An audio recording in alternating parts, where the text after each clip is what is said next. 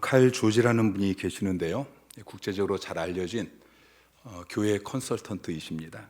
그분이 당신의 교회는 미래를 준비해야 된다라는 책을 쓰셨는데, 그 책에서 앞으로 교회가 맞이하게 될 몇 가지 중요한 점들을 이야기하고 있습니다. 첫 번째 이야기하는 것이 앞으로 이제 인구가 계속 증가하면서 대형 교회 그리고 초대형 교회가 세워질 것이다 라고 이야기했는데, 그의 예언대로 되고 있습니다. 근데 두 번째로 이야기한 것이 대형 교회 문제점에 대해서 이야기했습니다. 대형 교회는 숫자가 증가하는 이것에 대해서 반비례로 오히려 질적인 하락이 수반되어질 것이다 라고 지적을 했습니다. 숫자는 늘어나지만 질적으로는 하락하게 되어지는, 여러분 교회 안에 숫자가 많으면 뭐 하겠어요?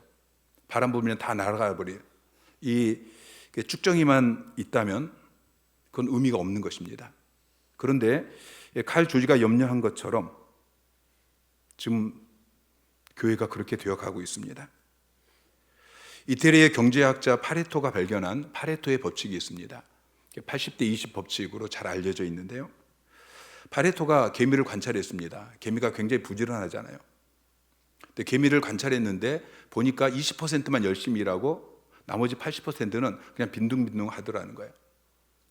그래서 그 20%를 따로 모아놨어요. 그런데 그 따로 모아놓은 것 중에서도 또 20%만 열심히 하고 80%는 빈둥빈둥 하는 거예요. 벌이 얼마나 열심히 일을 합니까? 벌을 조사했어요. 벌에서도 똑같이 80대 20 법칙이 발견이 되어졌어요. 그래서 사람들을 이제 살펴봅니다. 사람들에게도 이런 그 법칙이 적용되어지는가? 결론으로 내는 것이 전체 인구의 20%가 전체 노동의 80%를 하고 있다. 그리고 전체 부의 20%가 전체 부의 80%를 차지하고 있다라고 결론을 내렸습니다. 근데 문제는 교회 안에도 이런 파레토의 법칙이 적용되고 있다는 것이죠. 그래도 과거에는 20%라도 사역을 했어요. 교회 안에 100명이 있으면 20%가 사역을 했는데 그게 점점 줄어서 15%, 10%, 그보다 더, 나머지 85%, 90%는 그냥 교회에 부담 없이 다니기 위해서 대형 교회를 찾는, 그게 지금 한국 교회의 모습입니다. 그런데 모든 법칙에는 예외가 있다고 그랬어요. 이 파레토의 법칙이 적용되지 않는 건강한 교회들이 지금도 있습니다. 그리고 우리 한학교회는 이 파레토의 법칙이 예외인 교회가 되어야 될 줄을 믿습니다. 한학교회는 80대 20이 아니라 20대 80. 여러분 벌써 아멘 하시면 안 돼요. 10대 90. 아직 하면 안 된다니까요. 100% 사역하는 그런 교회가 되어야 할 것입니다. 자, 11절 말씀을 보면은 그가 어떤 사람은 사도로, 어떤 사람은 선지자로, 어떤 사람은 복음 전하는 자로, 어떤 사람은 목사와 교사로 삼으셨다라고 이야기해요. 그러니까 하나님께서 교회 안에 사도를 세우시고 선지자를 세우시고 복음 전하는 자, 그리고 목사와 교사를 세우셨어요. 복음 전하는 자는 그 당시 선교사를 의미합니다. 그리고 목사와 교사는 목사이며 교사인 한 사람을 이야기해요. 목양하고 가르치는 일을 하는 목사이죠. 자, 쉽게 말해서 하나님께서 교회 안에 목사를 세우셨어요. 목사를 세운 이유가 무엇입니까? 12절을 보니까 이는, 이유를 이야기해요. 11절에 목사를 세우셨다, 교회 안에 목사를 세우셨다라고 하면서 그 이유는 성도를 온전하게 하여 봉사의 일을 하게 하며 그리스도의 몸을 세우려 하심이라. 그러니까 세 가지를 위해서 목사를 세웠어요. 첫째는 성도를 온전하게 하고, 그 다음에 온전하게 된 성도를 통해 그 성도가 교회 안에서 봉사일을 하게 하고, 그리고 그 봉사를 통해서 그리스도의 몸인 교회를 세우기 위해서 하나님이 목사를 세우셨다는 것이죠. 성도를 온전하게 하여, 온전하게 하여라고 번역되는 헬라어 단어의 의미는 준비시키다, 또 훈련시키다, 그런 의미예요. 자, 목사를 세운 목적은 교회를 세우는 거예요. 근데 목사 혼자 교회를 세우는 것이 아니고 성도를 준비시켜서, 성도를 양육하고 훈련시키고, 그래서 성도를 준비시키고 그 성도가 봉사의 일을 하게 하고 그 성도의 봉사를 통해서 교회를 세우는 것, 이게 목사를 세운 목적이라고 이야기하고 있습니다. 여러분, 교회는 목사 혼자 세우는 게 아니에요. 초대교회는 목사를 감독이라고 불렀어요. 여러분, 감독이 어떤 사람인지 아시죠? 운동장에도 감독이 있고요, 건축 현장에도 감독이 있어요. 감독은 일을 잘하고 혼자 일을 다 하고 그게 감독이 아니에요. 감독은 사람들을 훈련시키고 그들을 배치시키고 그래서 그들이 일하게 하는 사람이 감독이에요. 그러니까 교회는 목사가 바쁜 곳이 되어서는 안 돼요. 교회는 성도들이 바쁜 곳이 돼야 돼요. 사도행전 6장에 보니까 초대교회가 구제하는 일로 이제 사도들이 바빠지기 시작해요. 그러니까 어떻게 합니까? 사도들이 아니 우리가 바쁘면 안 돼. 우리는 기도하고 말씀 전하는 일을 전무해야 되는데, 우리가 기도하고 복음을 전해서 성도들을 온전하게 세워야 되는데 우리가 지금 너무 바빠. 그래서 바쁘게 일할 집사들을 세워요. 그랬더니 교회가 건강하게 세워지죠. 여러분, 목사가 해야 될 일과 성도가 해야 될 일, 특별히 오늘 우리가 제2남성교회 헌신예배인데 우리 남성교회 회원들이 교회 안에서 해야 될 일을 잘 구별하셔야 돼요. 목사가 하는 일은 먼저 성도가 온전하게 자라도록 도와줘야 돼요. 13절에 보면은 온전한 사람을 이루어 그리스도의 장성한 분량이 충만한 데까지 이르리니, 15절에도 오직 사랑 안에서 참된 것을 하여 범사에 그에게까지, 예수 그리스도에게까지 자라날지라, 그렇게 이야기하고 있어요. 그러니까 목사는 성도가 그렇게 자라나도록 돕고, 삶이 변화되어지고 신앙이 변화되어지고 또 사역을 할 수 있도록 그렇게 양육하고 훈련하는 일을 하고, 그 다음에 그렇게 성장한 성도들이 사역할 수 있도록 배치하는 일을 해야 돼요. 그러니까 여러분이 교회 안에서 목사님 나 이거 할래요가 아니고, 목사가 볼 때 성도님은 교회 안에서 이 일을 하는 게 은사에 맞습니다. 이 일을 하면 잘 될 것 같습니다. 성도님이 이 일을 해야 교회가 건강하게 세워질 것 같습니다. 배치를 해야 돼요. 여러분, 삐지지 마세요. 목사님 나 그거 하고 싶은데 왜 나 이거 시켜요 하고 삐지지 마시고요. 목사가 감독이라니까요. 그래서 성도들이 그리스도의 몸인 교회를 건강하게 든든하게 세우도록 목사는 감독하는 일을 해야 돼요.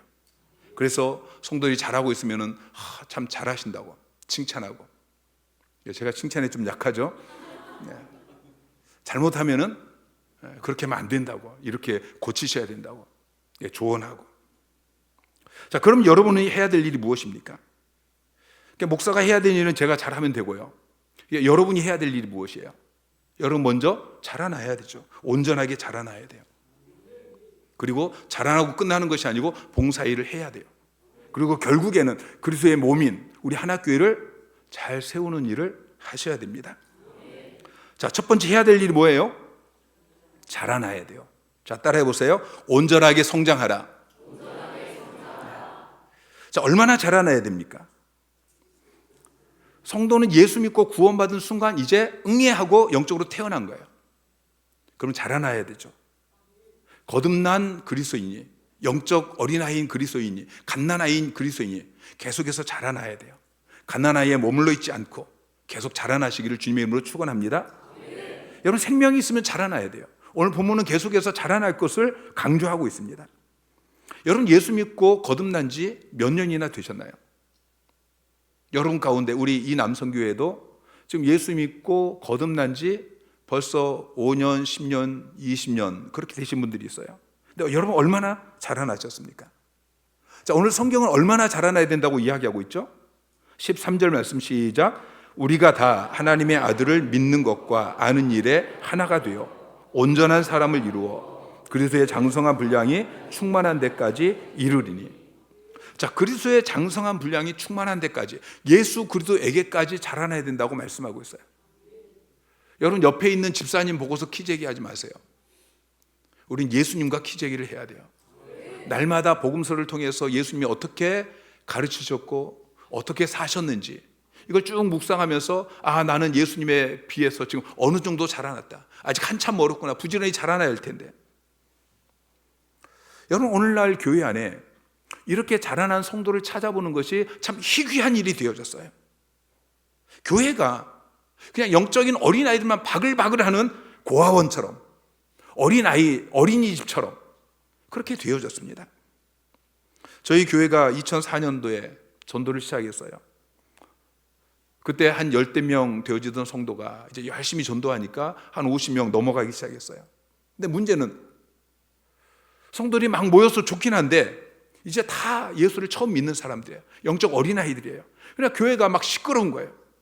목사가, 사모가 자기만 사랑해 주기를 원하고, 교회 오면 자기에게만 관심 가져주기를 원하고, 그런데 또 새 가족이 오면 목사는 거기 신경을 써야 되잖아요.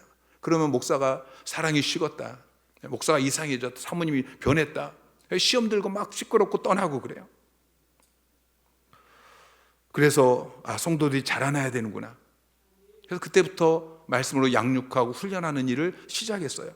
그랬더니 성도들이 자라나고 세워지고 봉사하고, 그러면서 지금의 건강한 교회가 세워진 것입니다. 여러분, 자라나셔야 돼요. 그런데 나 혼자 자라날 수 없다. 여러분, 아이가 태어나면 혼자 자라날 수 있어요, 없어요? 없는 거예요. 그래서 교회에 목사를 세우셨어요. 여러분, 목사는 여러분의 영적 아버지입니다. 영적 아버지를 통해서 돌봄을 받고 양육을 받아야 돼요.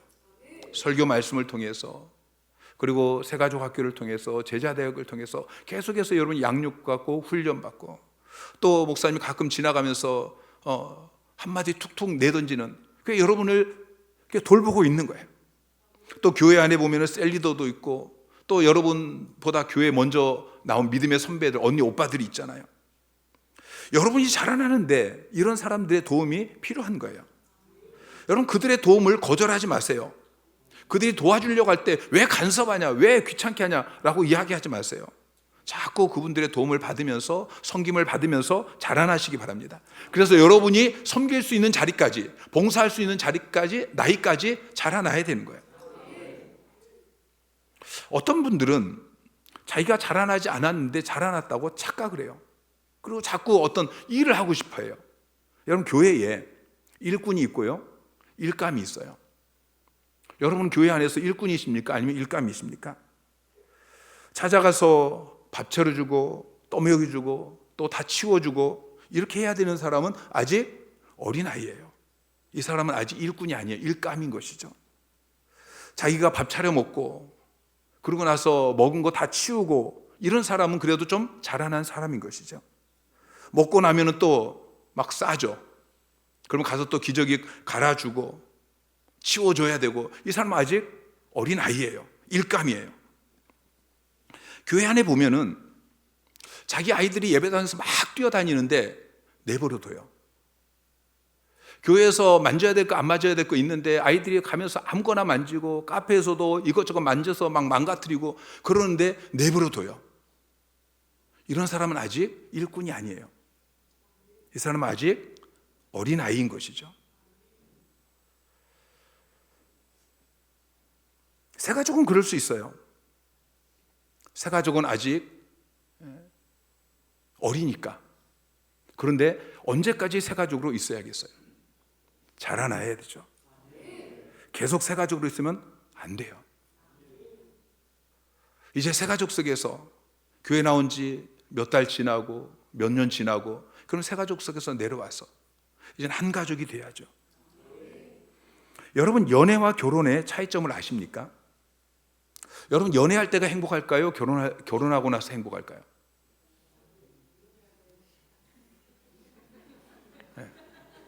네. 정직하게.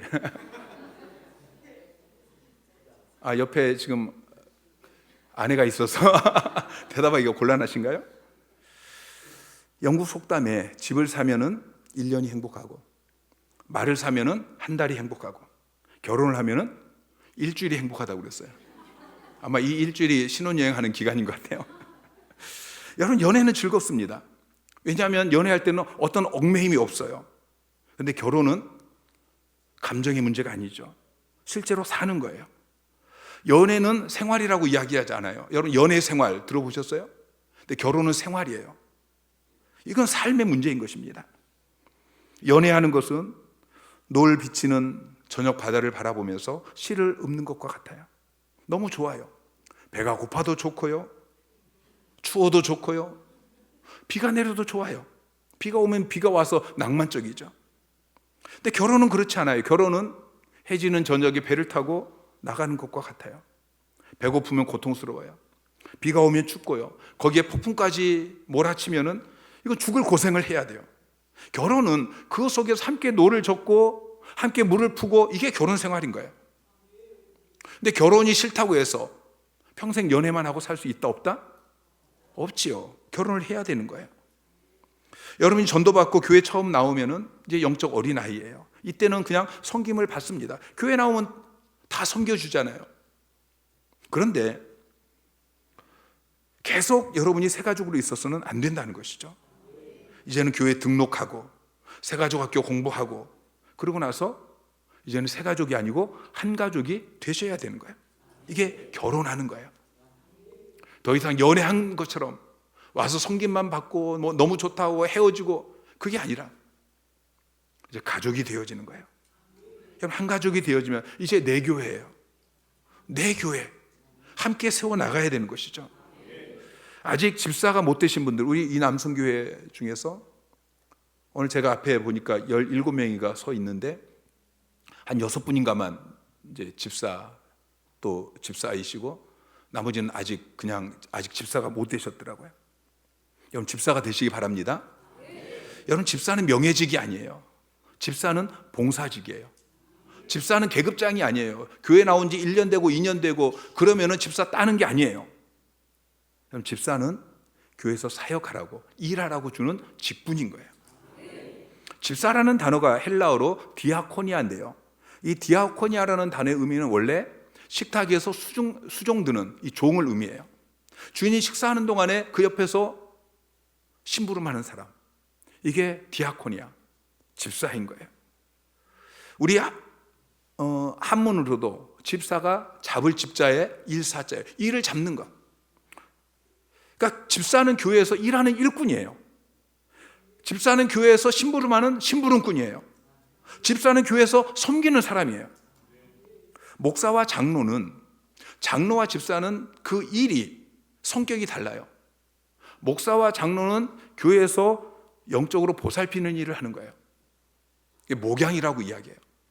근데 집사는 그렇지 않아요. 집사는 목사가 장로가 영적으로 성도들 잘 돌볼 수 있도록 옆에서 보살피는 역할을 하는 게, 그게 집사의 일이에요. 성도를 행정적으로 돕는 일을 하는 게 그게 집사예요. 그래서 여러분이 집사가 되어야 이제 건축부에 들어가서 일을 하고, 재정부에 들어가서 일을 하고, 선교부에 들어가서 일을 하고, 차량부에 들어가서 일을 하고, 또 각 선교회 임원이 되어져서 일을 하고, 일을 하게 되어지는 것이죠. 여러분 집사가 되시기를 바랍니다. 자, 자라나면은 섬기는 일을 해야 돼요. 첫 번째가 자라나는 것이고, 자, 두 번째가 섬기는 일을 해야 돼요. 자, 따라해 보세요. 봉사의 일을 하라. 자, 내가 누군가의 섬김으로 자라났어요. 그러면 나도 이제 섬김을 통해서 누군가를 자라나게 하는 일을 해야 된다는 것이죠. 예루살렘 교회가 세워지고 처음에는 사도들이 교회 모든 일을 다 했어요. 그런데 그 일이 바빠지니까 이제 기도할 시간이 부족해지고 말씀 준비하고 선포하는 그런 시간이 부족해지고, 그러니까 교회 안에 문제가 생겨요. 그래서 집사들을 세운 거예요. 자, 사도행전 6장 3절 4절 말씀 시작. 형제들아, 너희 가운데서 성령과 지혜가 충만하여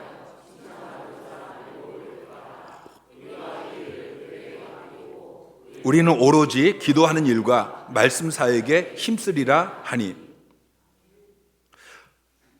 자, 집사들을 세운 목적은 우리는 기도하는 일과 말씀 사역에 전무하고, 이 일들은, 구제하는 이런 일들은 그들에게 맡기고, 그게 집사를 세운 목적이에요. 자, 따라해 보세요. 목사님, 그 일은 우리가 하겠습니다. 목사님은 말씀과 기도 사역에 힘쓰십시오. 안 하신 분이 있어요. 기분이 나쁘셔서 지금 안 하시는 거예요? 자, 다시. 목사님, 그 일은 우리가 하겠습니다. 목사님은 기도와 말씀 사역에 힘쓰십시오. 네, 지금 다 녹음되어 있습니다. 자, 예수님께서는 직분의 원칙을 이렇게 말씀하십니다. 마가복음 10장 43절부터 44절까지 시작. 너희 중에는 그렇지 않을지니 너희 중에 누구든지 크고자 하는 자는 너희를 섬기는 자가 되고, 너희 중에 누구든지 으뜸이 되고자 하는 자는 모든 사람의 종이 되어야 하리라. 크고자 하는 자는 섬기는 자가 되어야 된다. 으뜸이 되고자 하는 자는 모든 사람의 종이 되어야 한다라고 이야기하고 있어요. 여러분, 이 말씀을 명심하시기 바랍니다. 내가 교회 안에서 높아지려고 하지 마시고 섬기는 자가 되세요. 내가 위에 있으려고 하지 마시고 종이 되시기 바랍니다. 나는 한학교의 성도들을 섬기는 자다. 나는 우리 교회 모든 성도들의 종이다. 그래서 누가 이것 좀 옮겨주세요 그러면은 내가 네 종이냐 라고 이야기하지 마시고 저는 당신의 종입니다. 그러고 가서 옮겨주고, 누가 차량 운행 좀 부탁하면은 가서 저는 당신의 종입니다. 그래, 차량 운행도 해주시고. 자, 따라해 보세요. 나는 당신의 종입니다. 지금 우리 교회에서 가장 필요한 부분이 차량 봉사하는 부분이에요. 전도를 해도 차량 운행이 안 되니까 전도를 못 해요. 그리고 전도해서 거리가 좀 먼신 분들은 그쪽 교회에 다니라고 그렇게 하고 있어요. 지금도 당장 부주초등학교에서 어린아이들이 계속 전도가 이제 되고 있는데요, 차량 운행이 가야 돼요. 여러분, 차량 봉사하는 거 힘듭니다. 그 시간 거기에 매여야 되죠. 종이 되는 거예요. 따라해 보세요. 제가 종이 되겠습니다. 네. 여러분, 종이 되시기 바랍니다. 봉사일을 하시기 바랍니다. 여러분이 하고 싶은 거 하지 마시고요, 교회가 여러분에게 배치시켜주는 그 일을 감당하시기 바랍니다. 중요한 것은 교회를 세우셔야 돼요. 마지막에 자라나고 봉사일을 하고, 그래서 결국은 교회가 세워져야 된단 말이죠. 자, 12절 말씀, 자, 시작. 이는 성도를 온전하게 하여 봉사의 일을 하게 하며 그리스도의 몸을 세우려 하십니다. 자, 그리스도의 몸은 교회예요. 여러분이 온전하게 성장하고 봉사의 일을 해서 교회가 세워져야 돼요. 그럼 어떤 교회를 세워야겠습니까? 제가 교회를 처음 개척하면서 저는 이런 교회를 세워야지라고 제가 세운 교회 상이 있었어요. 저는 전도도 잘 못하고 기도도 잘 못하고, 그러니까 설교만 하면 성도들이 모여가지고 세워지는 그런 교회, 이런 교회를 생각하고 교회를 개척을 시작했어요. 근데 그것은 주님이 원하시는 교회 모습이 아니에요. 그러니까 교회가 잘 되겠어요? 안 되겠어요? 안 되죠. 얼마 안 돼서 망하고 창고에 들어가고. 여러분이 교회를 세울 때에 분명한 그림을 가지고서 교회를 세우셔야 돼요. 두 가지 그림을 그리세요. 첫 번째는 모든 교회가 이렇게 세워져야 되는 공통적인 모델이 있어요. 그게 사도행전 2장 43절부터 46절까지 그 교회예요. 그 두 번째는 우리 하나교회만 주신 독특한 비전이 있어요. 회복의 은혜를 누리는 공동체를 세우는 거예요. 자, 사도행전 2장 43절부터, 자, 시작. 사람마다 두려워하는데 사도들로 말미암아 기사와 표적이 많이 나타나니 믿는 사람이 다 함께 있어 모든 물건을 서로 통용하고 또 재산과 소유를 팔아 각 사람의 필요를 따라 나눠주며 날마다 마음을 같이하여 성전에 모이기를 힘쓰고 집에서 떡을 떼며 기쁨과 순전한 마음으로 음식을 먹고 하나님을 찬미하며.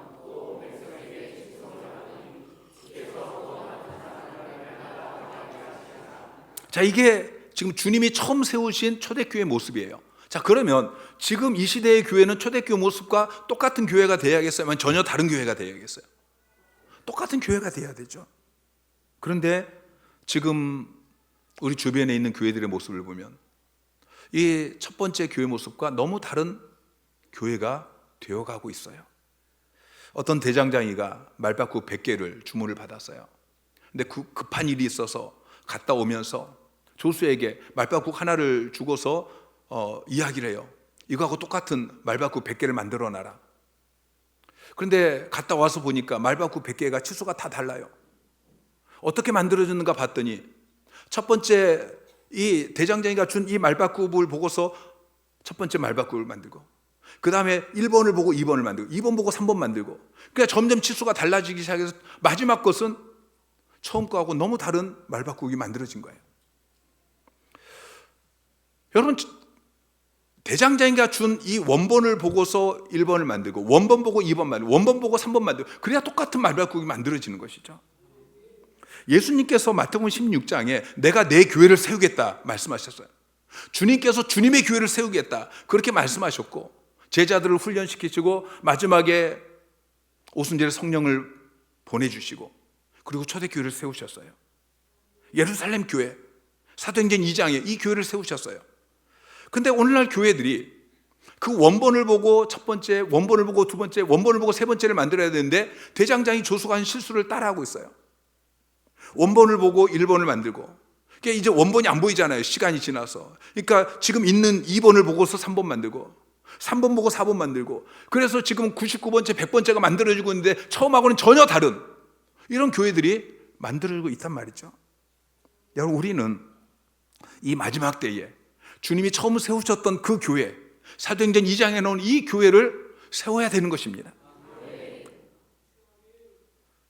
자, 초대교회는 43절을 보니까 사람마다 두려워하는데 사도들로 말미암아 기사와 표적이 많이 나타났어요. 여러분 초대교회는 하나님이 임재하셨고요. 여러분 교회는 성도들이 모인 것이 교회예요. 성도들이 모여서 예배할 때 그곳에 하나님이 임재하셔야 돼요. 오늘날 많은 교회들이 예배 가운데 임재가 없어요. 여러분 우리는 예배 가운데 임재가 있고 역사가 있는 하나님이 임재하시면 하나님이 역사하셔요. 그럼 기사와 표적이 나타나요. 예배 가운데 우리가 찬양할 때 하나님이 임재하시고 말씀이 선포될 때 하나님이 임재하셔서 우리의 마음을 만지시고 치유하시고 회복시키시고 질병이 떠나가게 되어지고 문제가 해결되어지고 기사와 표적이 나타나는 그런 교회가 되어야 해요. 44절을 보면은 믿는 사람이 다 함께 있어 모든 물건을 서로 통용하고 여러분 교회는 가족이에요. 가족이기 때문에 물건을 서로 통용해야 되는 거예요. 여러분 물건을 서로 통용하고 계십니까? 오늘날은 뭐 집집마다 없는 물건이 없잖아요. 뭐 2개, 3개 있어서 남아서 버리게 생겼어요. 여러분 이게 좋은 게 아니에요. 이제는 더 이상 서로에게 의존하고 책임질 필요가 없는 혼자 살아도 되는 그런 시대가 되어졌어요. 비극이에요. 여러분 우리는 믿는 사람이 함께 있어서 모든 물건을 서로 통용하는 그런 교회 공동체가 되어야 돼요. 45절에 보면은 재산과 소유를 팔아서 각 사람의 필요를 따라 나눠줬어요. 그 당시에는 교회가 로마 식민지였었고 어려운 사람들이 많이 있었어요. 그러니까 이 어려운 사람들을 위해서 구제 헌금을 드렸어요. 그냥 지갑에서 얼마 꺼내서 드린 게 아니에요. 밭을 팔아서, 재산을 팔아서, 바나바는 밭을 팔았어요. 여러분 우리 교회가 건축 헌금보다도 구제 헌금이 더 많은 교회가 되어야 할 것입니다. 46절에 보면은 날마다 마음을 같이하여 성전에 모이기를 힘쓰고 집에서 떡을 떼며 성전에서 예배했어요. 그리고 집에서 떡을 떼며 여기서 떡을 떼면은 성찬식을 의미해요. 그 뒤에 또 음식을 나눠 먹는 게 나와요. 우리가 가진 성경은 집에서 떡을 떼며 그렇게 번역하고 있지만 다른 한글 성경은 쉬운 성경, 현대인의 성경 다른 한글 성경들은 다 어떻게 번역하고 있냐면 집집마다 돌아가며 그렇게 번역해요. 어떤 한 집에 모여서 예배한 것이 아니고 집집마다 돌아가면서 예배하고 그리고 예배가 끝나면 음식을 나눠 먹었어요. 이게 셀 가족 예배예요. 여러분 셀 가족 예배 집집마다 돌아가면서 모이고 계십니까? 여러분 집에서 모여야지 이 교회당에서 셀 가족 예배 드리고 여러분 이것은 벌써 사도행전 2장에 나오는 이 교회 모습과 너무나 다른 그런 교회가 됐다는 거예요. 여러분 왜 대그룹이 있는데 또 소그룹으로 모입니까? 대그룹으로 예배해도 그 예배 가운데 찬양이 있고 말씀이 있고 임재가 있고 역사가 있고 그런데 굳이 또 소그룹으로 또 모여서 셀가족 예배를 왜 또 예배를 또 드려야 됩니까? 여러분 대그룹으로 모일 때 하나님이 주시는 은혜가 있고 소그룹으로 모일 때만 하나님이 주시는 거기서 하나님이 주시는 은혜가 있어요. 대그룹과 소그룹은 상호 보완되어지기 때문에 초대교회는 대그룹으로 날마다 대그룹으로 모여서 예배하고 소그룹으로 집집마다 돌아가면서 예배를 드린 거예요. 여러분 대그룹 예배 때 찬양이 얼마나 뜨겁고 말씀이 얼마나 은혜가 있고 금요 기도 때 기도하면 그 기도가 얼마나 강력합니까? 그런데 이 대그룹이 못 해주는 게 있어요. 말씀을 내 삶에 적용하고 성도 간에 서로 깊이 있는 나눔이 있고 또 서로 힘든 기도 제목을 가지고 기도 제목 나누고 같이 기도해주고 이렇게 상호 의존하고 상호 책임지는 이런 공동체는 대그룹이 해줄 수가 없는 거예요. 뭐 교회가 작아서 10명, 20명 모일 때는 가능하지만 숫자가 많아지면 그게 안 되어져요. 그래서 초대교회는 날마다 성전에서 모여서 예배하고 또 집집마다 돌아가면서 소그룹으로 예배를 드린 거예요. 여러분 집집마다 돌아가면서 셀가족 예배를 드리시기 바랍니다. 같이 밥을 먹어야 돼요. 같이 밥을 먹어야 식구죠. 자, 46절을 보면은 초대교회는 식탁 공동체였어요. 날마다 마음을 같이하여 성전에 모이기를 힘쓰고 집에서 떡을 떼며, 그리고 끝나지 않아요. 기쁨과 순전한 마음으로 음식을 먹었어요. 가족을 식구라고 하잖아요. 식구라는 말은 먹을 식자 입구자예요. 그러니까 너네 집 식구가 몇 명이냐, 이것은 같이 밥 먹는 사람이 몇 명이냐는 거예요. 같이 밥 먹지 않으면 식구가 아니에요. 여러분 식구이십니까? 주일 축제 예배가 끝나면 다 같이 올라가서 5층에 올라가서 같이 밥을 먹어야 돼요. 그래야 식구예요. 집집마다 돌아가면서 셀가족 예배 드리고 그리고 같이 밥을 먹어야 돼요. 근데 오늘날 지금 한국 교회가 특별히 코로나 팬데믹 때 이제 모이지 않고 밥을 같이 안 먹고 그러니까 그게 너무 편하대요. 근데 팬데믹이 끝났는데도 교회에서 난 예배 드리고 밥 먹지 않고 흩어져요. 그럼 같이 밥을 먹어야 돼요. 47절에 보면은 날마다 구원받는 역사가 일어났어요. 주께서 구원받는 사람을 날마다 더하게 하시니라. 우리 하나교회가 날마다 구원받는 사람이 더하는 그런 교회가 되어야 할 것입니다. 두 번째는 우리 교회만 주신 비전이에요. 사도행전 2장에 나오는 이 교회는 이 시대의 모든 교회가 그 교회를 모델 삼아서 세워져야 될 궁극적인 모델인 것이고, 우리 교회만 주신 비전. 자, 갈라디아서 2장 8절에 보면은 베드로에게 역사하사 그를 할례자의 사도로 삼으시니가 또한 내게 역사하사 나를 이방인의 사도로 삼으셨느니라. 바울은 베드로가 해야 될 사역이 있고 내가 해야 될 사역이 다르다라고 이야기해요. 베드로는 이스라엘 백성들에게 복음을 전하고 교회를 세우는 일을 하는 것이고, 바울은 이방인에게 복음을 전하고 이방인의 교회를 세우는 것, 하나님이 만드신 목적이 다르다라고 이야기하고 있죠. 하나님께서 이 시대에 각 교회들을 만드신 목적이 다 다른 거예요. 각 교회마다 비전이 다 다른 거예요. 어떤 교회는 노인을 섬기는 일을 하고, 어떤 교회는 노숙자를 섬기는 일을 하고, 우리 교회는 노숙자 섬기라고 교회를 하나님께서 만들지 않으셨어요. 우리 교회 비전은 회복의 은혜를 누리는 공동체를 세우는 것입니다. 모든 사람에게 복음을 전파하여서 거룩한 예배자로 회복시키는 것. 그들이 불행한 삶을 살고 있는 것은 하나님 앞에 나와 예배하지 않기 때문이에요. 누구든지 불러서 이 교회 데려와서 예배하게 하면 그들이 예배하면서 찬양 가운데 울고 말씀 들으면서 울고 치유가 일어나고 회복이 일어나고 그렇지 않습니까? 그래서 모든 사람에게 복음을 전파해서 그들이 거룩한 예배자로 하나님 앞에 서서 회복되게 하는 회복의 은혜를 누리는 공동체, 그리고 그 가정이 사랑의 공동체로 회복되게 하는 그런 공동체. 근데 다른 교회는 이걸 못해요. 근데 우리 하나교회는 그걸 하고 있습니다. 다른 교회는 전도가 안 된대요. 안 돼요. 복음을 전해도 그들을 데려와서 거룩한 예배자로 그렇게 회복시키지 못해요. 근데 우리 교회는 된단 말이죠. 우리 교회는 가정이 변화되어져요. 왜냐하면 하나님께서 그 일을 위해서 우리 교회를 세웠기 때문이에요. 여러분 창세기에 보면은 하나님이 처음 창조하신 한 개인의 모습이 나오고 가정의 모습이 나와요. 창세기 1장 27절 28절 말씀 시작. 하나님이 자기 형상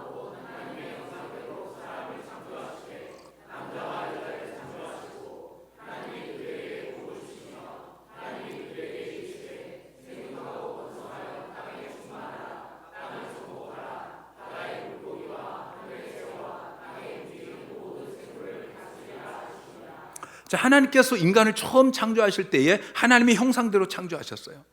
그리고 그들에게 복을 주셨어요. 그런데 죄로 인해서 다 깨어졌어요. 자, 창세기 2장 22절부터 25절까지 보면은 하나님이 처음 세우신 가정의 모습이 나와요. 자, 시작.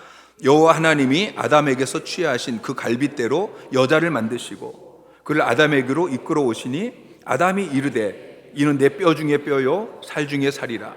이것을 남자에게서 취하였은즉 여자라 부르리라 하니라. 이러므로 남자가 부모를 떠나 그의 아내와 합하여 둘이 한 몸을 이룰지로다. 아담과 그의 아내 두 사람이 벌거벗었으나 부끄러워하지 아니하리라. 하나님이 처음 창조하신 가정은 남편이 아내를 향해서 내 뼈 중에 뼈다 그렇게 고백하고, 또 둘이 한 몸을 이루게 되어지고 벌거벗었으나 부끄럽지 않고 그런 공동체였어요. 근데 죄로 인해서 깨어졌죠. 아담이 하와를 향해서 하나님께서 내게 주신 저 여자가 선악과 먹게 해서 내가 죄를 지어서 핑계하고 손가락질하고, 가인이 자기 동생 아벨을 돌로 쳐 죽이고, 이렇게 가정이 깨어졌어요. 근데 하나님께서 이렇게 깨어진 한 개인을 그리고 가정을 회복시켜 주시겠다고 약속하고 계셔요. 사도행전 16장 31절 말씀 시작. 이르되 주 예수를 믿으라. 그러면 너와 네 집이 구원을 받으리라 하시고. 자, 주 예수를 믿으라. 그러면 너만 구원받는다 그렇게 말씀하지 않으셔요. 너와 내 집이 구원을 받으리라. 우리가 복음을 전하면 한 개인이 하나님 앞에 거룩한 예배자로 회복되어지고, 그리고 그 사람이 회복되어지면 하나님 그 사람을 통해서 그 가정을 회복시켜 주시고, 그리고 더 나아가서 우리는 작은 교회들의 회복을 돕고 선교지의 회복을 도와서 그 작은 교회 안에서도 한 개인이 전도를 통해서 회복되어지고 가정이 회복되어지고, 선교지에서도 한 개인이 회복되어지고 가정이 회복되어지는 이런 공동체를 세우는 것이 하나님이 우리 교회에 주신 비전인 것입니다. 마틴 루터킹 목사님이 이렇게 이야기했어요. 목숨을 걸 만한 일을 찾지 못한 사람의 삶은 가치 있는 인생이라고 할 수 없다. 목숨을 걸 만한 일을 찾지 못한 사람의 삶은 가치 있는 인생이라고 할 수 없다.